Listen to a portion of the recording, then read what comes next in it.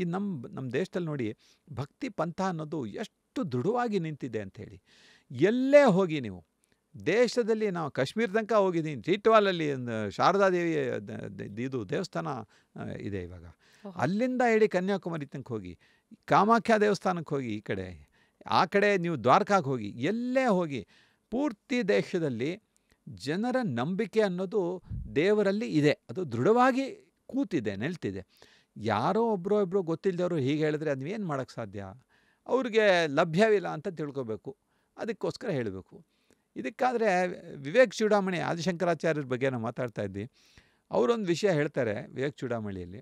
ವಿವೇಕ ಚೂಡಾಮಣಿ ಅಂದರೆ ಏನು ಸರ್? ವಿವೇಕ ಚೂಡಾಮಣಿ ಅಂದರೆ ಆದಿಶಂಕರಾಚಾರ್ಯರು 3 ಥರದ ಗ್ರಂಥಗಳನ್ನು ರಚಿಸಿದ್ದಾರೆ. ಗ್ರಂಥಗಳು ಅಂತ ಹೇಳೋಕ್ಕಾಗಲ್ಲ, 3 ಥರದ ಕಾಂಪೊಸಿಷನ್ಸ್ ಅಂತ ಹೇಳ್ಬೋದು. ಒಂದು ಸ್ತೋತ್ರಗಳು. ಸ್ತೋತ್ರಗಳಂದರೆ ನಾವು ಕೇಳಿರ್ತೇವೆ ಗಣೇಶ ಪಂಚರತ್ನ, ಶಾರದಾ ಭುಜಂಗ, ಈ ಥರ 100 ಶ್ಲೋಕಗಳನ್ನು ರಚಿಸಿದ್ದಾರೆ. ಒಂದೊಂದು ದೇವರನ್ನು ಕುರಿತು ಅದಕ್ಕೆ ಒಂದು ಸ್ತೋತ್ರ ಮಾಡಿ ಸ್ತೋತ್ರ ರಚಿಸಿದ್ದಾರೆ. ಎಲ್ಲ ಸಂಸ್ಕೃತದಲ್ಲಿದೆ. ಅದು ನಮ್ಮ ವೇದಾಂತ ಭಾರತಿ ವೆಬ್ಸೈಟಲ್ಲಿದೆ, ಬೇರೆ ಕಡೆ ಎಲ್ಲ ಇದೆ. ಅದು ಗಾನವಾಗಿ ಹೇಳಿದ್ದಾರೆ, ಅದಕ್ಕೆ ವಿಮರ್ಶೆನೂ ಎಲ್ಲ ಆಗಿದೆ. ಅದು ಸ್ತೋತ್ರದ ಒಂದು ಭಾಗ. ಇನ್ನೊಂದು ಪ್ರಕರಣ ಗ್ರಂಥ ಅಂತ ಕರೀತಾರೆ. ಪ್ರಕರಣ ಗ್ರಂಥ ಅಂತ ಹೇಳಿದರೆ ಸ್ತೋತ್ರದಲ್ಲಿ ಬರೀ ದೇವರ ಒಂದು ಪ್ರಾರ್ಥನೆ ಇದೆ, ದೇವರ ಸ್ತುತಿ ಇದೆ. ಈ ಪ್ರಕರಣ ಗ್ರಂಥದಲ್ಲಿ next step philosophical understanding of the situation. ಅಂದರೆ ಆಧ್ಯಾತ್ಮಿಕವಾಗಿ ನಾವು ಸ್ತೋತ್ರಗಳನ್ನು ಕಲಿತು ಭಗವಂತನ ಒಂದು ಪ್ರಾರ್ಥನೆ ಮಾಡಿ ಅವನ ಗುಣಗಾನವನ್ನು ಮಾಡಿ ಇಷ್ಟೆಲ್ಲ ಭಕ್ತಿ ಶ್ರದ್ಧೆಯಿಂದ ಮಾಡಿದ ಮೇಲೆ ನಮ್ಮ ಮನಸ್ಸಲ್ಲಿ ಒಂದು ಯೋಚನೆ ಹೊರಡುತ್ತೆ. ನಾನು ಇವಾಗ SLC ಪಾಸ್ ಮಾಡಿದ್ದೀನಿ, ನಾನು ಇವಾಗ PUCಗೆ ಹೋಗ್ಲಾ ಬಿಟ್ಬಿಡ್ಲಾ ಅಂತ. ಆವಾಗ ಹೋಗಬೇಕು ಅಂತ ಅನ್ಸಿದ್ರೆ ಪ್ರಕರಣ ಗ್ರಂಥಕ್ಕೆ ಹೋಗಬೇಕು. ಪ್ರಕರಣ ಗ್ರಂಥಗಳು ಸ್ವಲ್ಪ ವಿಮರ್ಶೆ ಇರುತ್ತೆ, ಸ್ವಲ್ಪ ಭಾಷೆ ಕಠಿಣವಾಗಿರುತ್ತೆ. ಆಮೇಲೆ ನೀವು ಅದನ್ನೂ ಮಾಡ್ತೀರಾ ಅಂತ ತಿಳ್ಕೊಳ್ಳೋಣ. ವಿಮರ್ಶೆ ಒಂದು ಗುರುಗಳ ಹತ್ರನೋ ಅಥವಾ ನೀವೇ ಓದಿ ಅರ್ಥ ಮಾಡಿಕೊಂಡು ಅದನ್ನು ನಿಮ್ಮ ಮನಸ್ಸಲ್ಲಿಟ್ಟು ಮೆಲುಕು ಹಾಕಿ ಅದರಲ್ಲಿ ಏನಿದೆ ಏನಿಲ್ಲ ಅಂತ ವಿಮರ್ಶೆ, ಇದು ಜ್ಞಾನ ಮಾರ್ಗ ಅಂತ ಕರೀತಾರೆ. 3 ಮಾರ್ಗಗಳಿದೆ, ಅದಕ್ಕೆ ಆಮೇಲೆ ಬರ್ತೀನಿ. ಸೊ ಜ್ಞಾನ ಮಾರ್ಗದಲ್ಲಿ ನೀವು ಮೊದಲನೇ ಹಂತಕ್ಕೆ ಹೋದಾಗ ಪ್ರಕರಣ ಗ್ರಂಥಗಳನ್ನು ನೋಡ್ತೀರಾ. ಅದರಲ್ಲಿ ವಿವೇಕ ಚೂಡಾಮಣಿ ಒಂದು ಪ್ರಕರಣ ಗ್ರಂಥ ಇದೆ. 3ನೇ ಹಂತಕ್ಕೆ ಹೋದರೆ, ಇವಾಗ ನೀವು ಡಿಗ್ರಿ ಆಯಿತು, MBBS ಆಯಿತು, ಇವಾಗ ಡಾಕ್ಟ್ರಾಗಿ ಸ್ಟೆಥೋಸ್ಕೋಪ್ ಹಿಡ್ಕೊಂಡಿದ್ದೀರಾ. ಆದರೆ ನಿಮ್ಗೇನಂದರೆ ನಾನು ಹಾರ್ಟ್ ಆಪ್ರೇಷನ್ ಮಾಡಬೇಕು, ಸ್ಪೆಷಲೈಸೇಷನ್. ಸೊ ಏನು ಮಾಡಬೇಕು ಅಂದರೆ ಮೊದಲು MD ಮಾಡಿ ಅಂತಾರೆ, MD ಆದಮೇಲೆ MCH ಮಾಡಿ ಅಂತಾರೆ, ಆಮೇಲೆ DNB ಅಂತಾರೆ. ಇದೆಲ್ಲ ಸ್ಪೆಷಲೈಸೇಷನ್, ಸೂಪರ್ ಸ್ಪೆಷಲೈಸೇಷನ್, ಇನ್ನೂ ಮೇಲಕ್ಕೆ ಹೋಗುವಂಥದ್ದು. ಅದು ಮಾಡಬೇಕಾದ್ರೆ ನೀವು ಬ್ರಹ್ಮಸೂತ್ರ ಭಾಷ್ಯ ತೊಗೋಬೇಕು. ಬ್ರಹ್ಮಸೂತ್ರ ಭಾಷ್ಯ ಅಂದರೆ ಆದಿಶಂಕರ ಭಗವತ್ಪಾದರು ಈ ಬ್ರಹ್ಮಸೂತ್ರ ಉಪನಿಷತ್ತು ಎರಡರಲ್ಲೂ ಸಂಸ್ಕೃತದಲ್ಲಿರೋ ಒಂದು ರಚನೆ, ಅದು ಭಾಷೆ ಮತ್ತು ಅದನ್ನು ಅರ್ಥ ಮಾಡ್ಕೊಳ್ಳೋಕ್ಕೆ ಭಾಳ ಒಂದು ಕಠಿಣವಾಗಿದೆ. ಕಠಿಣ ಅಂದರೆ ಭಾಷೆ ಮಾತ್ರ ಕಠಿಣ ಅಲ್ಲ, ಅದರಲ್ಲಿರೋ ಒಂದು ಐಡಿಯಾ ಆ್ಯಂಡ್ ಫಿಲೋಸಾಫಿಕ್ ಕಂಟೆಂಟ್ ಅಂತೇನು ಹೇಳ್ತಾರಲ್ಲ, ಅದರ ಒಂದು ಬುನಿಯಾದಿ ಏನಿದೆ, ಹೇಗೆ ಅದು ಮುಂದುವರಿಸಬೇಕು ಸ್ಟೆಪ್ ಬೈ ಸ್ಟೆಪ್ ಅಂತ ಹೇಳಿ. ಫಾರ್ ಎಕ್ಸಾಂಪಲ್ ಒಂದು ತತ್ವಮಸಿ ಅಂತ ಒಂದು ಇದು ಮಹಾವಾಕ್ಯ ಅಂತ ಕರಿತೀವಿ. ತತ್ವಮಸಿ ಅಂದರೆ 3 ಪದ. ತತ್ ಅಂದರೆ ಅದು, ತ್ವಮ್ ಅಂದರೆ ನೀನು, ಅಸಿ ಅಂದರೆ ಇದೆಯಾ ಅಂತ. ಅಂದರೆ ಆ ದಿವ್ಯ ಚೈತನ್ಯ ನೀನೇ ಆಗಿದೆಯಾ. ತತ್ವಂ ಅಸಿ, ತತ್ವಂ ಅಸಿ ಅಂದರೆ ಅದು ನೀನು ಆಗಿದೆಯಾ. ಓಕೆ, ಇದೇ ಥರನೇ ಹುಟ್ಕೊಂಡಿದ್ದೆ. ಈಗ ಅಹಂ ಬ್ರಹ್ಮಾಸ್ಮಿ ಇನ್ನೊಂದು ಮಹಾವಾಕ್ಯ. ಅಹಂ ಬ್ರಹ್ಮಾಸ್ಮಿ ಅಂದರೆ ನಾನು ಬ್ರಹ್ಮನಾಗಿಯೇ ಇದ್ದೇನೆ. ಇವಾಗ ನೀವು ಕೇಳಿದ್ರಲ್ಲ ದೇವರು ಎಲ್ಲಿದ್ದಾನೆ ಅಂತ, ಆ ಹಂತಕ್ಕೆ ಹೋದಾಗ, ನೀವು 3ನೇ ಹಂತಕ್ಕೆ ಹೋದಾಗ ಅಲ್ಲಿ ಇದನ್ನು ನೀವು ವಿಚಾರಣೆ ಮಾಡ್ಬೋದು. ಬ್ರಹ್ಮಸೂತ್ರಗಳಿಗೆ ಆಮೇಲೆ ಉಪನಿಷತ್ತು, ಸುಮಾರು ಉಪನಿಷತ್ತುಗಳಿಗೆ ಆದಿಶಂಕರ ಭಗವತ್ಪಾದರು ಒಂದು ಸಂಸ್ಕೃತದಲ್ಲಿ ಅವರ ಒಂದು ವಿಮರ್ಶೆ ಮಾಡಿ ಅದಕ್ಕೆ ಅವರ ಅಭಿಪ್ರಾಯಗಳನ್ನು ಕೊಟ್ಟಿದ್ದಾರೆ. ಅದು ಭಾಷ್ಯ ಅಂತ ಕರೀತಾರೆ. ಶಂಕರಾಚಾರ್ಯರಿಗೆ ನಾವು ಮಾತಾಡುವಾಗ ಭಾಷ್ಯಕಾರ ಅಂತ ಕರಿತೀವಿ. ಭಾಷ್ಯ ಅಂತ commentary, literally it means commentary. ಆ ಕಾಮೆಂಟ್ರಿನ ಹೇಗೆ ಬರೆದಿದ್ದಾರೆ ಅಂದರೆ, ಚಿಕ್ಕ ಒಂದು ಏನು ಹೇಳ್ತೀರಾ, ಒಂದು ಚಿಕ್ಕ ಹೂವು ಪೋಣಿಸ್ದಂಗೆ, ದೊಡ್ಡದಾಗಿ ಒಂದು ಇದಿಲ್ಲ, ಒಂದು ಐಡಿಯಾ ತೊಗೊಳ್ಳೋದು, ಅದಕ್ಕೆ ಎಕ್ಸ್ಪ್ಲನೇಷನ್ ಕೊಡೋದು. ಅಲ್ಲಿ ಒಂದಷ್ಟು ಕಡೆ ಏನಾಗುತ್ತೆ, ಆ ಉಪನಿಷತ್ತಲ್ಲಿರೋದು ಅರ್ಥ ನಮಗೆ ಸರಿಯಾಗಿ ಆಗೋದಿಲ್ಲ. ಬರೀ ಲಿಟ್ರಲ್ ಅಂಡರ್ಸ್ಟ್ಯಾಂಡಿಂಗ್ ಅಂತಲ್ಲ, ಅದರ ಗೂಢಾರ್ಥ ಏನಿದೆ ಅಂತ ಅದನ್ನು ನಮಗೆ ಸ್ಪಷ್ಟೀಕರಣ ಮಾಡೋದಕ್ಕೋಸ್ಕರ ಈ ಬ್ರಹ್ಮಸೂತ್ರ ಭಾಷ್ಯಗಳನ್ನು ಬರೆದಿದ್ದಾರೆ. ಈ ಭಾಷ್ಯಗಳಲ್ಲಿ ಒಂದು ಫಿಲಾಸಫಿ ಇಟ್ಕೊಂಡು ಬರೆದಿದ್ದಾರೆ. ಇವಾಗ ನಾನು 3 ಹೇಳಿದ್ನಲ್ಲ, ಅದ್ವೈತ, ದ್ವೈತ, ವಿಶಿಷ್ಟಾದ್ವೈತ ಅಂತ 3.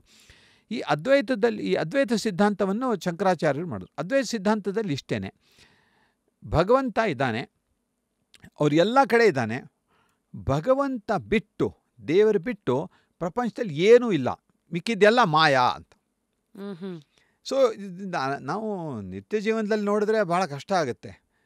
ನಾನು ಬೆಳಗ್ಗೆ ತಾನೇ ಜಿಲೇಬಿ ತಿನ್ಕೊಂಬಂದಿದ್ದೀನಿ, ಜಿಲೇಬಿನೇ ಇಲ್ಲ ಅಂದರೆ ಹೆಂಗೆ ಸಾಧ್ಯ? ನಾನು ಮನೆ ಕಟ್ಕೊಂಡಿದ್ದೀನಿ, ಮನೆಯೇ ಇಲ್ಲ ಅಂತ ಹೆಂಗೆ ಸಾಧ್ಯ ಮಾಯಾ ಅಂತ ಹೇಳಿದ್ರೆ ಅಂತ.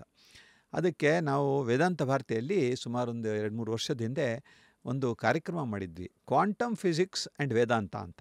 ಓಕೆ. ಪ್ರಪಂಚದಲ್ಲಿ ಸುಮಾರು ಬೇರೆ ಎಷ್ಟೋ ದೇಶಗಳಿಂದ ಸೈಂಟಿಸ್ಟು ಮತ್ತು ವೇದಾಂತಿಗಳು ಯಾರು ತಿಳ್ಕೊಂಡಿದ್ದಾರೆ ತತ್ವವನ್ನು, ಅಷ್ಟು ಜನ ಬಂದು ವಿಮರ್ಶೆ ಮಾಡಿದ್ರು. ನಮ್ಮ ಸ್ವಾಮಿಗಳು ಶ್ರೀ ಶಂಕರ ಭಾರತಿ ಮಹಾಸ್ವಾಮಿಗಳು ವೇದಾಂತ ಭಾರತೀಯ ಒಂದು ಪೋಷಕರಾಗಿದ್ದಾರೆ, ಅವರು ಟ್ರಸ್ಟಿ, ಚೇರ್ಮನ್ನು. ಅವರ ಮಾರ್ಗದರ್ಶನದಲ್ಲಿ ಈ ಕಾರ್ಯಕ್ರಮ ಮಾಡಿದ್ವಿ. ಅದರಲ್ಲಿ ಇವಾಗ ಕ್ವಾಂಟಮ್ ಸೈನ್ಸಲ್ಲಿ ಅವರು ಒಂದು ಇತ್ಯರ್ಥಕ್ಕೆ ಬಂದಿದ್ದಾರೆ, ಪ್ರಪಂಚ ಎಲ್ಲ ಕಡೆ ಒಪ್ಕೊಂಡಿದ್ದಾರೆ. ಏನಂದರೆ ಮ್ಯಾಟರ್ ಡಸಂಟ್ ಎಕ್ಸಿಸ್ಟ್. ಮ್ಯಾಟರ್ ಅಂತ ಹೇಳಿದ್ರೆ, ಇವಾಗ ನೀವು ಈ ಟೇಬಲ್ ಇದೆ, ಈ ಟೇಬಲಲ್ಲಿ ಏನೋ ನಾವು ಮರ ಇದ್ದಂಗೆ ಕಾಣುತ್ತೆ. ಈ ಮರನ್ನ ನೀವು ಕಡಿತೀರಾ, ಕಡಿದು ಅದು ಪುಡಿ ಮಾಡ್ತೀರಾ, ಪುಡಿ ಮಾಡಿ ಮಾಡಿ ಮಾಡಿ ಮಾಡಿ ಅಣು ಸ್ಥಾನಕ್ಕೆ ತೊಗೊಂಡೋಗ್ತೀರಾ, ಆಟಮ್. ಅಣು ಆದಮೇಲೆ ಅದಕ್ಕೆ ತಿರುಗಿ ಹೊಡಿತೀರಾ. ಮಾಡ್ಬೋದಲ್ಲ, ಇವಾಗ ಸೈಂಟಿಫಿಕ್ ಇನ್ಸ್ಟ್ರೂಮೆಂಟ್ಸ್ ಎಲ್ಲ ಇದೆ. ಮಾಡಿದ್ರೆ ಏನಾಗುತ್ತೆ, ಒಂದು ಎಲೆಕ್ಟ್ರಾನ್, ಪ್ರೋಟಾನ್, ನ್ಯೂಟ್ರಾನ್ 3 ಪದಾರ್ಥಗಳು ಬರುತ್ತೆ. ಅದನ್ನು ನೀವು ಮತ್ತೆ ಹೊಡಿಬೋದು. ಇವಾಗ ಅದು ಫೇಟಾನ್. ಓಕೆ, ಇವಾಗ ಆ ಹಂತಕ್ಕೆ ಹೋದರೆ, ಇವಾಗ ಕ್ವಾಂಟಮ್ ಸೈನ್ಸಲ್ಲಿ ಏನು ಹೇಳುತ್ತೆ ಅಂದರೆ ಮ್ಯಾಟರ್ ಡಸಂಟ್ ಎಕ್ಸಿಸ್ಟ್.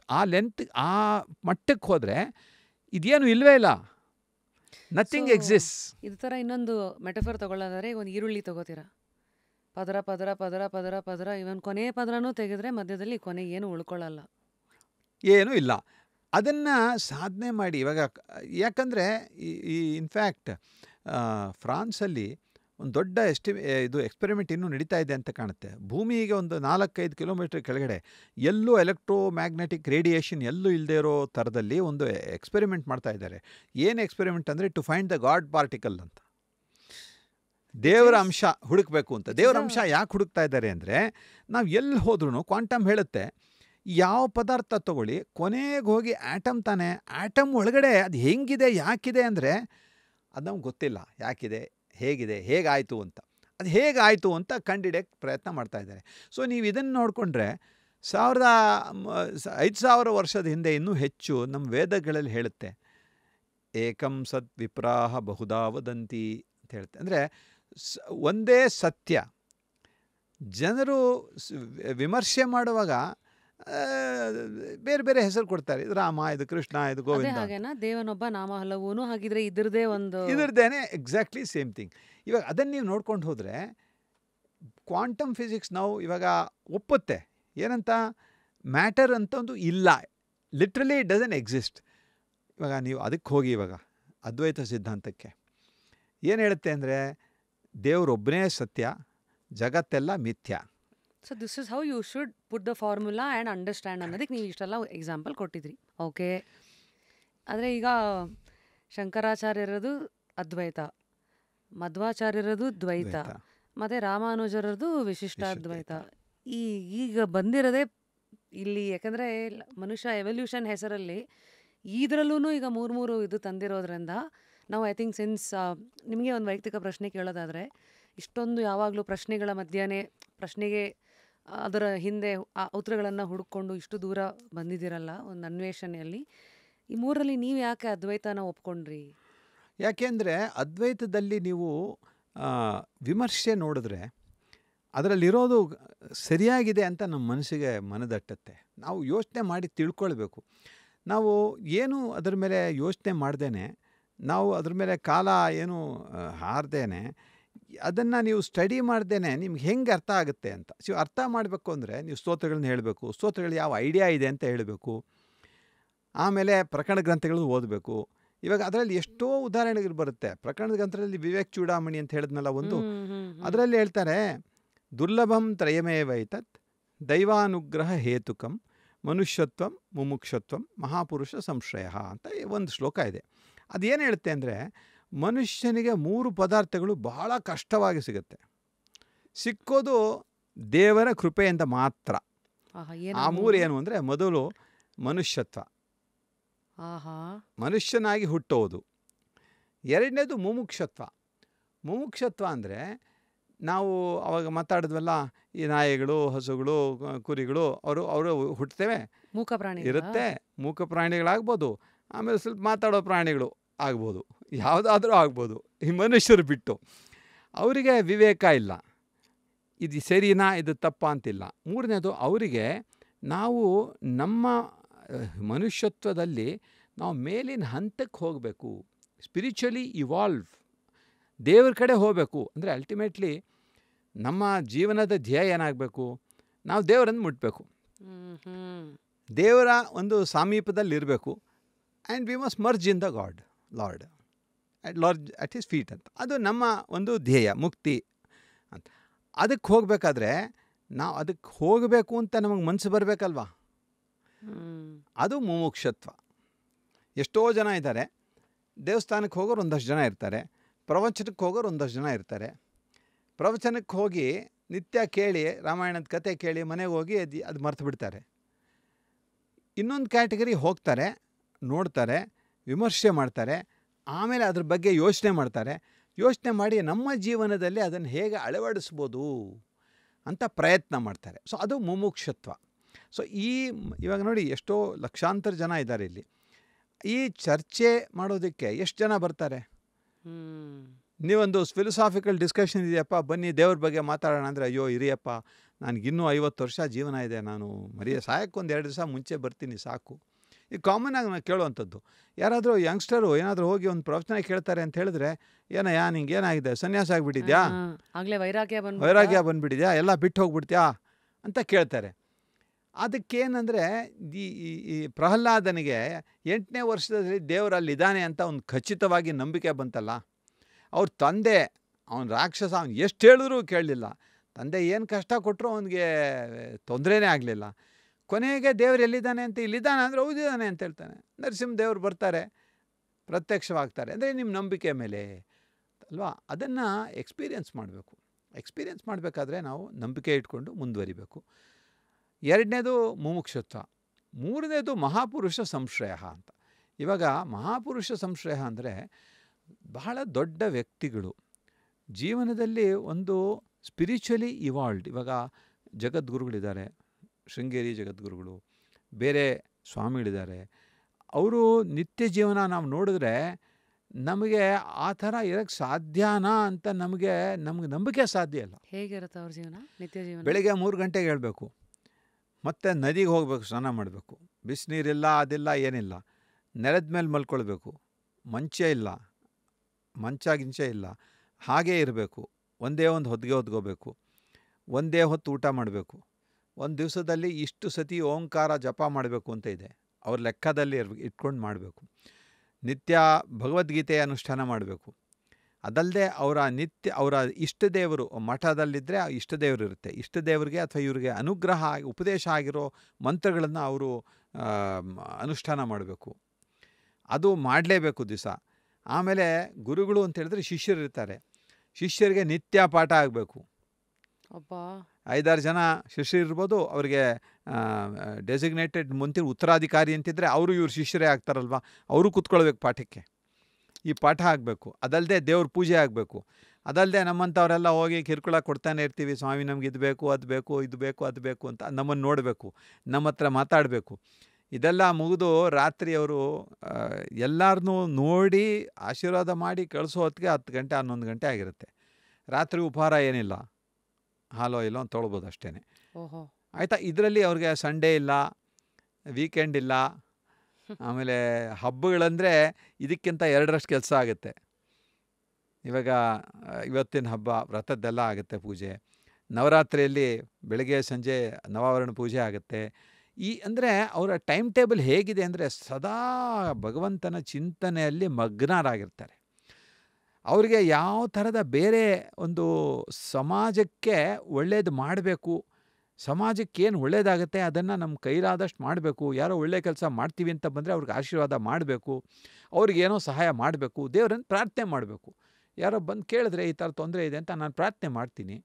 ಓಹೋ, ಬೇರೆಯವ್ರಿಗೂ ಅವ್ರು ಪ್ರಾರ್ಥನೆ ಹೌದು, ಮಾಡಬೇಕು. ದೇವರು ಗುರುಗಳು ನಾನು ದೇವರಿಗೆ ಪ್ರಾರ್ಥನೆ ಮಾಡಿ ನಿಮಗೆ ಅನುಗ್ರಹ ಮಾಡು ಅಂತ ದೇವರನ್ನು ಕೇಳ್ಕೊಳ್ತೀನಿ ಓಹೋ ಅಂತ ಓಹೋ ಆ ಥರ ಮಾಡೋದು.